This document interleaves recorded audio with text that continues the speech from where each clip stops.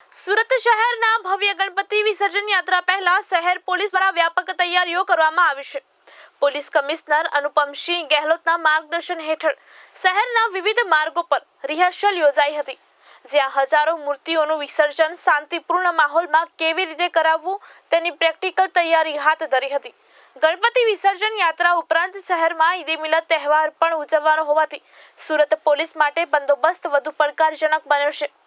રાજ્યના ડીજીપી વિકાસ સહાય સુરતની મુલાકાતે આવ્યા હતા, જ્યાં તેમણે શહેરના ટોચના અધિકારીઓ સાથે ઉચ્ચ સ્તરીય મીટિંગ કરી હતી. આ બેઠકમાં police commissioner Anupamsinh Gehlot, joint CP Jamir Vapang, સંયુક્ત સીપી ડામોર અને રાઘવેન્દ્ર વત્સ, ક્રાઇમ ડીસીપી રોઝિયા, એસઓજીના ડીસીપી રાજેન્દ્રસિંહ નકુમ અને ઇકોસેલના ડોક્ટર કરણસિંહ વાઘેલા સહિતના અધિકારીઓએ ભાગ લીધો હતો.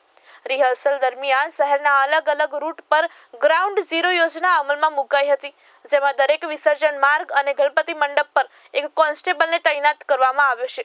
ઉપરથી પોલીસ અધિકારીઓ દ્વારા સુપરવિઝન પણ કરવામાં આવી રહ્યું છે. વિસર્જન યાત્રા જલ્દીથી શરૂ થાય અને વિઘ્ન વિહોણી રીતે પૂરી થાય એ માટે મિનિટે મિનિટનું આયોજન અને માર્ગ વ્યવસ્થાપન થઈ રહ્યું છે.